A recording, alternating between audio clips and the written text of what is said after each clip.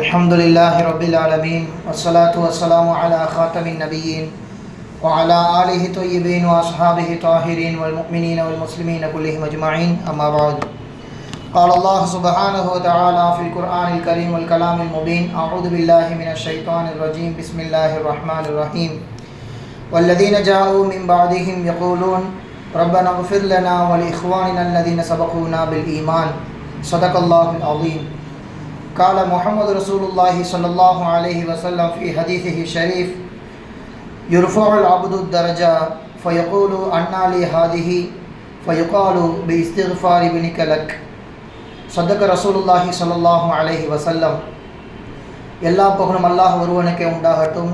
அல்லாஹ்வின் ஸலாத்தும் சலாமும் நம் உயிரினும் உயிரான நம் உயிரிலும் மேலான கண்மணி நாயகம் ரசூலுல்லாஹி ஸல்லல்லாஹு அலைஹி வஸல்லம் அவர்களின் மீதும் அவர்கள் அடிப்பிரலாமல் அப்படியே பின்பற்றிய பரிசுத்த குடும்பத்தார்கள், உத்தம சத்திய சஹாபாக்கள், தாபியன்கள், தபாவ் தாபியன்கள் மற்றும் இந்த ஜும்மா நன்னாளில் ஒன்று கூடியிருக்கும் நம் அனைவரின் மீதும் அல்லாஹ்வின் அன்பும் அருளும் என்றென்றும் நிறைவாக உண்டாவதாக. ஆமீன். அல்லாஹ் சுப்ஹானஹு வ தஆலாவின் மாபெரும் கிருபையால் புனிதமிக்க ஷாபான் மாதத்தில் நாம் அனைவரும் ஒன்று கூடியிருக்கிறோம். அல்லாஹ் சுப்ஹானஹு வ தஆலா இந்த ஷாபானில் நமக்கு தர இருக்கின்ற எல்லா விதமான கைர் பரக்கத்துகளையும் குறைவின்றி நிறைவாக தருவானாக என்ற துவாவுடன் ஆரம்பம் செய்கின்றேன். கண்ணியத்திற்குரிய அல்லாஹ்வின் நல்லடியார்களே, அல்லாஹ் சுப்ஹானஹு வ தஆலா ஏற்படுத்திய இந்த சத்திய மார்க்கத்திலே அல்லாஹ்விற்கு செய்ய வேண்டிய கடமைகள், அடியார்களுக்கு செய்ய வேண்டிய கடமைகள் என்று இருவகையான கடமைகள் உண்டு. அல்லாஹ்வை பொறுத்தவரையில் நேரத்திற்கு தொழுகுவது, ரமலான் மாதத்திலே நோன்பு நோற்பது, வசதி உள்ளவர்கள் ஜக்காத்து கொடுப்பது, ஹஜ்ஜு செய்வது, அல்லாஹ் சொன்ன ஷரியாத்தின்படி கீழ்ப்படிந்து நடப்பது, இதுவெல்லாம் அல்லாஹ் அவன் நமக்கு தந்த கடமைகள், நாம் கட்டாயமாக செய்ய வேண்டும். மறுபக்கத்திலே அடியார்களுக்கு செய்ய வேண்டிய கடமைகள், நம் மனைவி மக்களுக்கு, பெற்றோர்களுக்கு, பெரியோர்களுக்கு, அண்டை வீட்டுக்காரர்களுக்கு, உஸ்தாதுமார்களுக்கு, நண்பர்களுக்கு என்று ஒவ்வொரு சாராருக்கும் அவரவரின் தகுதிக்கு ஏற்பவாறு நாம் நம்முடைய கடமைகளை செலுத்துவது கட்டாய கடமையாக இருக்கிறது. அந்த அடிப்படையிலே வாழ்ந்தவர்களுக்கு எப்படி நாம் கட்டுப்பட்டு அவர்களுக்கு கடமையுடனோடு நாம் இருக்கின்றோமோ, மரணித்தவருக்கும் நாம் சில பொறுப்புகளை அவர்கள் பேரிலே செய்ய வேண்டும். நம்மை விட்டும் அவர்கள் சென்று விட்டாலும் அவர்கள் நம்முள்ளவர்கள், அவர்கள் நம்முடையவர்கள். அவர்கள் வஃபாத்திற்கு பிறகு அவர்களை அப்படியே விட்டு விடாமல் அவர்கள் வஃபாத்திற்கு பிறகும் ஒரு நல்ல நிலைமைக்கு மாற வேண்டும். அவர்கள் அல்லாஹு தஆலா பொருந்தி கொண்டு சொர்க்கத்தை வழங்க வேண்டும் என்கின்ற நோக்கத்திலே அவர்கள் நம்மை விட்டு சென்று விட்டாலும் அவர்களுக்காக வேண்டி நல்ல அமல்களின் மூலமாக அவர்களுக்கு நாம் எத்தி வைப்பது உயிரோடு இருக்கக்கூடிய நம் மீது கட்டாய கடமையாக இருக்கிறது. எனவே வஃபாத்தானவர்களுக்கு நாம் செய்ய வேண்டிய கடமைகள் என்ன என்பதை குறித்து தான் இந்த ஜும்மா நன்னாளிலே நாம் தெரிந்து கொள்வது அவசியம். கண்ணியத்திற்குரியவர்களே, அல்லாஹ் சுப்ஹானஹு வ தஆலா இந்த ஷாபான் மாதத்தில் 15வது இரவிலே பராஅத்துடைய இரவை ஆக்கி வைத்துள்ளான். விடுதலைக்கான இரவு. அந்த இரவிலே மக்ரிபுடைய நேரத்தில் நாம் 3 யாசீன்கள் ஓதுவோம். மட்டுமல்லாமல் அந்த பராஅத்துடைய இரவிலே பெருமானார் ஸல்லல்லாஹு அலைஹி வஸல்லம் அவர்கள் கபராளிகளை, கபர்வாசிகளுக்காக வேண்டி கபிரிஸ்தானிற்கு சென்று துவா செய்திருக்கிறார்கள். எனவே மௌத்தானவர்களை நினைக்கக்கூடிய ஒரு மாதமாக இந்த மாதம் இருக்கிறது. அதனால்தான் அவர்களை குறித்து நாம் பேச கடமைப்பட்டிருக்கிறோம். அல்லாஹ்வின் நல்லடியார்களே, வஃபாத்தாகிவிட்டால் அந்த மையத்தை குறித்து நம்மின் மீது இரண்டு விதமான பொறுப்புகள் கடமையாக மாறிவிடுகிறது.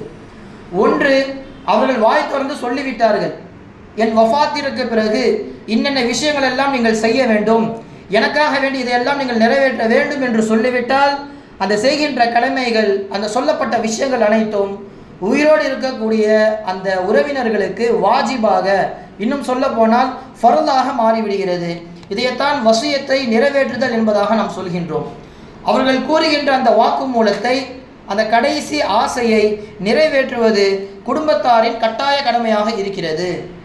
அதனால்தான் ஜுஹைனா என்கின்ற ஒரு குடும்பத்தை சேர்ந்த ஒரு பெண்மணி பெருமானார் ஸல்லல்லாஹு அலைஹி வஸல்லம் அவர்களிடத்தில் வந்து, யா ரசூலல்லாஹ், என்னுடைய தாயார் உயிரோடு இருக்கின்ற பொழுது ஹஜ்ஜு செய்ய வேண்டும் என்று ஆசைப்பட்டார். ஆனால் அவர்கள் ஹஜ்ஜு செய்ய முடியவில்லை. அப்படி இருக்கின்ற பொழுது அவர்கள் ஹஜ்ஜு செய்ய வேண்டும் என்கின்ற நிலைமையிலேயே வஃபாத்தாகி விட்டார்கள் யா ரசூலல்லாஹ். இந்த நிலையில் அவர்களின் பெயரிலே நான் ஹஜ்ஜு செய்யலாமா என்பதாக ஒரு கேள்வியை தொடுக்கிறார்கள் அந்த ஜுஹைனா குடும்பத்தின் பெண். அப்போ ஸல்லல்லாஹு அலைஹி வஸல்லம் அவர்கள் சொன்ன வார்த்தை இது, லவ்கான அலா உம்மிக்க தைனோன் அகுன்தி காலியா, உன்னுடைய தாயாருக்கு கடன் ஏதேனும் இருந்தால் அதை பொறுப்பெடுத்துக் கொள்வது உன் கடமைதானே. உன் தாய் ஏதேனும் கடன் சுமையால் இறந்து போய்விட்டார்கள் என்றால் அந்த கடனை நிறைவேற்றுவது உறவினர்கள் மீது கட்டாய கடமையாக மாறிவிடுகிறது. எனவே அந்த அடிப்படையில் உன் தாய் ஹஜ்ஜு செய்ய வேண்டும் என்று ஆசைப்பட்டால், அந்த ஆசையுடனே அவர் வஃபாத்தாகி விட்டார்கள் என்றால் அந்த கடனாக இருக்கக்கூடிய ஹஜ்ஜையும் நீ நிறைவேற்ற வேண்டும். அதற்கான சவாபையும் அல்லாஹு தஆலா கொடுத்து விடுவான். எனவே மையத்திற்காக வேண்டி நீங்கள் ஹஜ்ஜு செய்யலாம் என்று ரசூலுல்லாஹி ஸல்லல்லாஹு அலைஹி வஸல்லம் அவர்கள் அந்த இடத்திலே அந்த பெண்மணிக்கு சொல்லி அனுப்புவார்கள். பெருமானார் ஸல்லல்லாஹு அலைஹி வஸல்லம் அவர்கள் வஃபாத்திற்கு பிறகும் கூட ஹஜ்ரத் அலி ரலியல்லாஹு தஆலா அன்ஹு அவர்கள் 2 ஆட்டை குர்பானி கொடுப்பார்கள். இது அல்ஹா அன்று குர்பானி கொடுக்கின்ற பொழுது மற்ற சஹாக்கள் எல்லாம் கேட்பார்கள், சஹாபாக்கள் எல்லாம் கேட்பார்கள், ஏன் இந்த 2 ஆடு? அப்போ அலி ரலியல்லாஹு தஆலா அன்ஹு அவர்கள் சொல்வார்கள், அவுசானி அன் உல்லஹி அன்ஹு ஃபனா உல்லஹி அன்ஹு.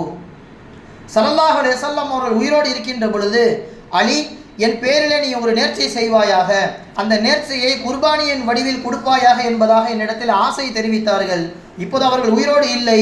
எனவே பெருமானாருக்காக வேண்டி அந்த நேர்ச்சையை, அந்த ஆசையை நிறைவேற்றுவது என் கடமையாக இருக்கிறது.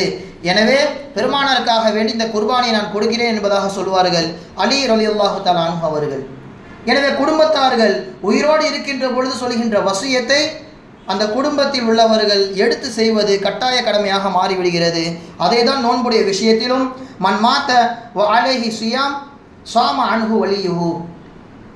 உதாரணத்திற்கு ரமலான் மாதத்தில் ஒருவர் நோன்பு வைத்து கொண்டே வருகிறார். ஒரு 15வது நோன்பிற்கு மேல் வஃபாத்தாகி விட்டால் என்றால் அந்த மீதம் உள்ள 15 நோன்பையும் அந்த குடும்பத்தார்கள் யாரேனும் ஒருவர் பொறுப்பெடுத்து அந்த மையத்தின் சார்பாக முடித்துவிட வேண்டும். அல்லது அவர்களுக்கும் சக்தி இல்லையா, அந்த நோன்பு எத்தனை என்பதை கணக்கிட்டு ஃபிதியாவாக, பிணைத்தொகையாக ஏழைகளுக்கு கொடுத்து விட வேண்டும். ஆக மொத்தத்தில் கடனோடு, காசு கடனாக இருந்தாலும் சரி, அமல்களில் கடனாக இருந்தாலும் சரி, மையத்தை அப்படியே நாம் விட்டு விடக்கூடாது. அவர்களை வேறொரு உலகத்திற்கு நாம் அனுப்பி வைக்கின்றோம். அவர்கள் அங்கே சலாமத்தாக சுகத்தோடு ராகத்தோடு வாழ வேண்டுமானால் அவர்கள் விட்டு சென்ற எல்லா விதமான கடன்களையும் உயிரோடு இருக்கக்கூடிய நம்மின் மீது அது கடமையாக இருக்கிறது. அதை முழுவதுமாக நிறைவேற்றிவிட வேண்டும். இதுவெல்லாம் மையத்திற்கு நாம் செய்ய வேண்டிய கட்டாய கடமைகள். இரண்டாவது ஒரு வகை இருக்கிறது, மையத்துடைய கடமைகள் எல்லாம் போய்விட்டது, இருந்தாலும் மையத்துடைய தரஜாவை நாம் உயர்த்த வேண்டும். அவர்களின் பெயரிலே நாம் விடுபட்ட ஹஜ்ஜை செய்துவிட்டோம் அல்லது நோன்பை வைத்துவிட்டோம், அவர்களுக்கான சுமை இந்த உலகத்திலிருந்து நீங்கிவிட்டது. ஆனாலும் என் தாய் தந்தை இப்போது இருக்கின்ற நிலைமையை விட மறுமையில் கூடுதல் தரஜாவில் அவர்கள் இருக்க வேண்டும். அப்படி என்றால் நான் என்ன செய்வது? இங்கேயும் மார்க்கம் நமக்கு மிக அழகாக ஒரு வழிகாட்டுதலை நமக்கு தருகிறது. நாம் ஆசைப்பட்டு செய்யக்கூடிய அமல்கள் என்னவெல்லாம் இருக்கலாம்? முதலாவதாக மார்க்கம் வலியுறுத்துவது, உங்களுடைய வஃபாத்தாகிவிட்டவர்களுக்கு நீங்கள் துவா செய்யுங்கள், அந்த துவாவிலே இஸ்திக்ஃபாரை நீங்கள் அதிகமாக்குங்கள் என்பதாக மார்க்கம் நமக்கு தெளிவாக சொல்லி காண்பிக்கிறது. ஒரு மர்ஹூமான ஒரு மையத் உயிரோடு இருப்பவர்களை விட மையத்தானவர்கள் அதிகமாக நமக்கு ஏதேனும் செய்வார்களா, நமக்கு ஏதேனும் உலகத்திலிருந்து உதவி கிடைக்குமா என்பதை எதிர்பார்த்து அவர்கள் ஏங்கிக் கொண்டே இருக்கிறார்கள் என்பது ஹதீஸின் வாயிலாக நமக்கு தெரியக்கூடிய ஒரு செய்தி. ஹதீஸில் வருகிறது, மல் மையத்து ஃபீ கப்ரிஹி இல்லா கல் கரீக்கல் முத்தகவ்விஸ். எப்படி ஒரு ஆள் கடலிலே தத்தளித்து கொண்டிருக்கின்ற மனிதன் நம்மை காப்பாற்ற யாரேனும் வருவார்களா என்று ஏங்கிக் கொண்டிருக்கின்றானோ, அதே போன்ற ஒரு சூழ்நிலையில்தான் கபரிலே சென்றவர்களும் ஏங்கிக் கொண்டிருக்கிறார்கள். நம்மை காப்பாற்ற யாரேனும் இருப்பார்களா, யாரேனும் நமக்காக வேண்டி துவா செய்வார்களா? என்தல்லிரோ தாவத்தன் தல்ஹகஹு மின் அபீஹி அவ் அஹீஹி அவ் சதீக்கின் லஹு. தன்னுடைய நண்பர்களின் மூலமாக, தாய் தந்தரின் மூலமாக, உறவினர்களின் மூலமாக ஏதேனும் ஒரு துவாவாவது நமக்கு கிடைக்குமா? ஒரு சுபஹான் அல்லாஹ் அல்லது ஒரு இஸ்திக்ஃபார் அஸ்தக்ஃபிருல்லாஹ் என்று யாரேனும் நமக்காக வேண்டி துவா செய்வார்களா என்பதை எதிர்பார்த்து கொண்டே இருக்கிறார்கள். ஃபைதா லஹிகத்துஹு கானத் அஹப்ப இலைஹி மினத் துன்யா வமா ஃபீஹா. அப்படி ஏதேனும் ஒரு சின்ன துவா அவர்களுக்கு கபரிலே கிடைத்து விட்டாலும், உயிரோடு உள்ளவர்கள் அவர்களுக்காக வேண்டி செய்து விட்டாலும், இந்த உலகத்தில் உள்ள அனைத்தும் கிடைப்பதை விட அந்த கபராளிகள் அவ்வளவு சந்தோஷப்படுகிறார்கள் என்பது ஹதீஸில் நமக்கு வருகிறது. மட்டுமல்லாமல் மேலும் தொடர்கிறார்கள் ஸல்லல்லாஹு அலைஹி வஸல்லம் அவர்கள், வ இன்ன ஹதாயல் ஹஹ்யா லில் அம்வாதி அத்துஆ வல் இஸ்திக்ஃபார். உயிரோடு இருப்பவர்கள் மறைத்தவர்களுக்காக வேண்டி செய்யக்கூடிய துவாக்களில் மிகவும் சிறந்தது இஸ்திக்ஃபார், அஸ்தக்ஃபிருல்லாஹ், அவர்களுக்காக வேண்டி பாவ மன்னிப்பு கேட்பது துவாக்களிலேயே மிகவும் சிறந்தது என்பதை சொல்லி காண்பித்தார்கள் ரசூலுல்லாஹி ஸல்லல்லாஹு அலைஹி வஸல்லம் அவர்கள். எனவே இறந்தவுடன் அவருக்கும் நமக்கும் உண்டான தொடர்பு நீங்கிவிட்டது என்பதை நாம் நினைத்து கொள்ளாமல், நாம் உயிரோடு இருக்கின்ற வரைக்கும் அவரின் பெயரிலே ஏதேனும் துவாக்களை செய்து கொண்டே இருக்க வேண்டும். நாம் செய்கின்ற துவா அவருக்கு ஒரு மாற்றத்தை ஏற்படுத்தும் என்கின்ற நோக்கத்தினால்தான் அல்லாஹ்வே குர்ஆனில் துவா செய்யுங்கள், அப்படி செய்பவர்கள் அல்லாஹ் தஆலா பாராட்டையும் பேசுகின்றான். ஹதீஸில் குர்ஆனில் என்ன வருகிறது? வல்லதீன ஜாஊ மின் பாதிஹிம் யகூலூன் ரப்பனா இக்ஃபிர் லனா வ லிஇக்வானினா அல்லதீன சபகூனா பில் ஈமான். காலம் சென்றவர்களை, உயிரோடு இருப்பவர்கள் எப்படியெல்லாம் அவர்களுக்காக வேண்டி துவா செய்கிறார்கள்? ரப்புல் ஆலமீனே, யா அல்லாஹ், என் பாவத்தை மன்னித்துவிடு, எனக்கு முன்னால் ஈமானால் முந்திவிட்டார்களே, வஃபாத்தாகிவிட்டார்களே, அப்படிப்பட்டவர்கள் பாவங்களை மன்னித்துவிடு என்பதாக அடியார்கள் கேட்கின்ற விஷயத்தை அல்லாஹு தஆலா குர்ஆனில் பதிவு செய்கின்றான். எனவே நாம் செய்கின்ற பிரார்த்தனைகள், இஸ்திக்ஃபார்கள் கட்டாயமாக அந்த மையத்திற்கு ஒரு சந்தோஷத்தை ஏற்படுத்தும். அதனால்தான் இமாம் சுஃபியானு ஸௌரி ரஹிமஹுல்லாஹ் அவர்கள் சொல்லி காட்டுவார்கள், உயிரோடு இருப்பவர்கள் பலமாக ஆரோக்கியத்தோடு இருக்க வேண்டுமானால் தண்ணீரும் உணவும் அவசியம். அதே போன்று வஃபாத்தாகிவிட்ட கபராளிகளுக்கு நாம் செய்கின்ற துவா மிகப்பெரிய ஒரு உற்சாகத்தையும் ஒரு உத்வேகத்தையும் கொடுக்கும் என்பதை சொல்கிறார்கள். அல் அம்வாத்து அஹ்வஜு இல துஆஇ மினல் அஹ்யா இல துஆமி வஷ்ஷராபு. உணவு குடிப்பதை விட, உணவு தண்ணீர் குடிப்பதை விட மௌத்தாக்களுக்கு நாம் செய்கின்ற அமல்களின் மூலமாக, துவாக்களின் மூலமாக மிகப்பெரிய ஒரு மாற்றத்தை ஏற்படுத்தும் என்பதை சுஃபியானு ஸௌரி ரஹிமஹுல்லாஹ் அவர்கள் சொல்லி காண்பிக்கிறார்கள். பெருமானாரின் வாழ்க்கையை நீங்கள் எடுத்து பார்த்தால் தெரியும். இரவு நேரங்களில் அல்லாஹிற்கு அவர்கள் நேரம் ஒதுக்குவார்கள், மனைவிமார்களுக்கு நேரம் ஒதுக்குவார்கள், யாருடனும் பேசாமல் அவர்கள் படுக்க அறைக்கு செல்ல மாட்டார்கள். கட்டாயமாக எல்லா மனைவிமார்களிடத்திலும் பேசி விடுவார்கள்.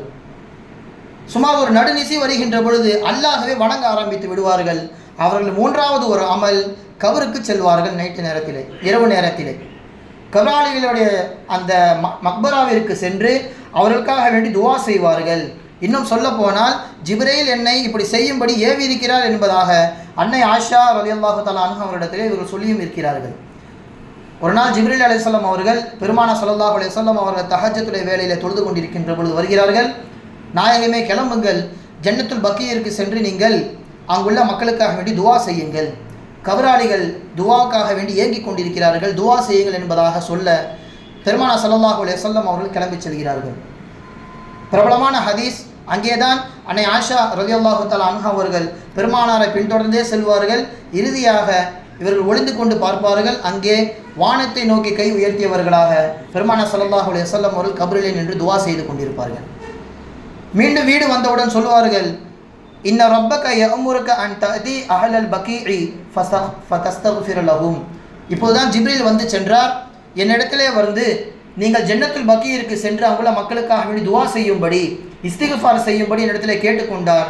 அதனால் தான் இரவு நேரத்திலே உன்னை கூட எழுப்பாமல் நான் சென்று விட்டேன் என்பதாக பெருமானார் ஸல்லல்லாஹு அலைஹி வஸல்லம் அவர்கள் சொல்லி காட்டுவார்கள். சுமார் ஒரு 8 வருடங்கள் கழித்ததற்கு பிறகும் கூட உஹதிலே ஷஹீதான அந்த 70 நபர்களுக்காக வேண்டி பெருமானார் ஸல்லல்லாஹு அலைஹி வஸல்லம் அவர்கள் அந்த கபருக்கு சென்று ஜனாஸா தொழுகை மீண்டும் நடத்தி அங்குள்ள அந்த கபராளிகளுக்காக வேண்டி, உஹது சுஹதாக்களுக்காக வேண்டி பெருமானார் ஸல்லல்லாஹு அலைஹி வஸல்லம் அவர்கள் துவா செய்தார்கள்.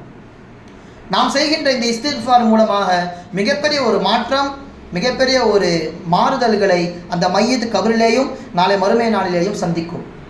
அதற்கு என்ன ஆதாரம்? ஹதீஸிலே ஸல்லல்லாஹு அலைஹி வஸல்லம் அவர்கள் சொல்கிறார்கள், யுர்ஃபுல் அப்து தரஜா. சாதாரணமாக வஃபாத்தாகிவிட்ட ஒரு மனிதன் வஃபாத்திற்கு பிறகு திடீரென்று ஒரு நாள் அவருக்கு அந்தஸ்து கூட்டப்படும்.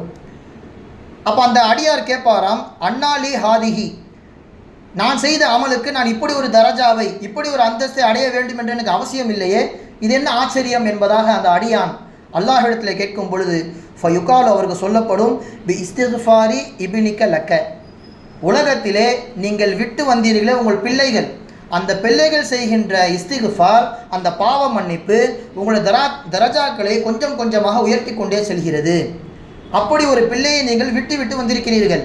அந்த பிள்ளை வாழ்நாள் முழுக்க உங்களுக்கு எவ்வளவு துவாக்கள் செய்தாலும் இஸ்திஃபார் செய்தாலும் மறுமையில் உங்களுக்கான தரஜாக்களை நாம் உயர்த்தி கொண்டே இருப்போம் என்பதை அந்த நபருக்கு சொல்லப்படும் என்று ஹதீஸிலே வந்திருக்கிறது. எனவே நாம் மர்ஹூமுக்கு செய்ய வேண்டிய இது போன்ற துவாக்கள் மர்ஹூமுக்கு செய்ய வேண்டிய கடமையாகவும் அதற்கு செய்ய வேண்டிய மரியாதையாகவும் இது போன்ற துவாக்கள் இருக்கிறது.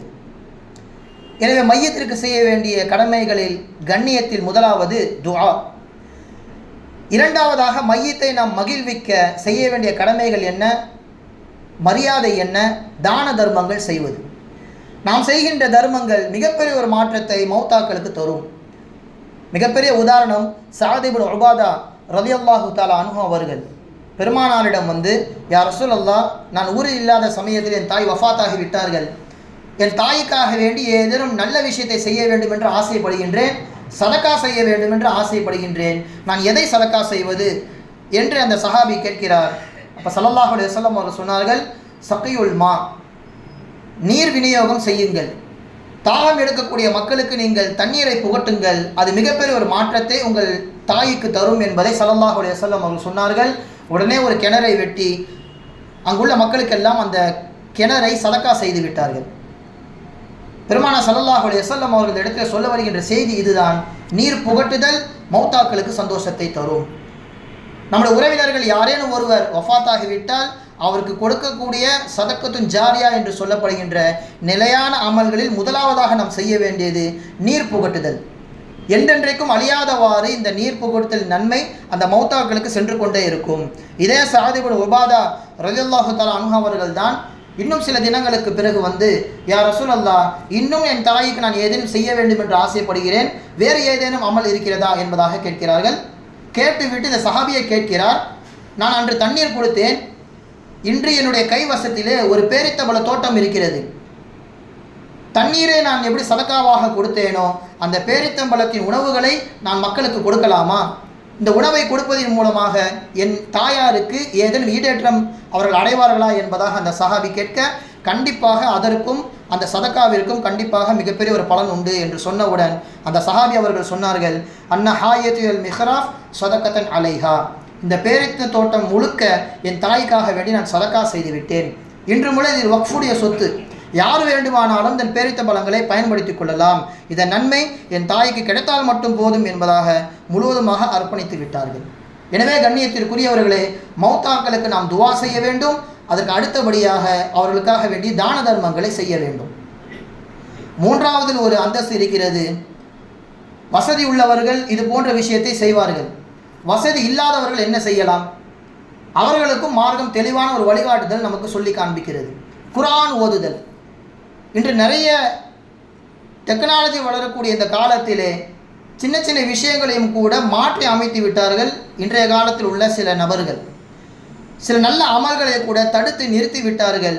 ஒரு மையத்திற்கு நாம் செய்கின்ற துவா எப்படி போய் சேர்கின்றதோ, நாம் ஓதுகின்ற குர்ஆன் வசனங்களும் அந்த மையத்திற்கு கொண்டு போய் சேர்க்கப்படும்.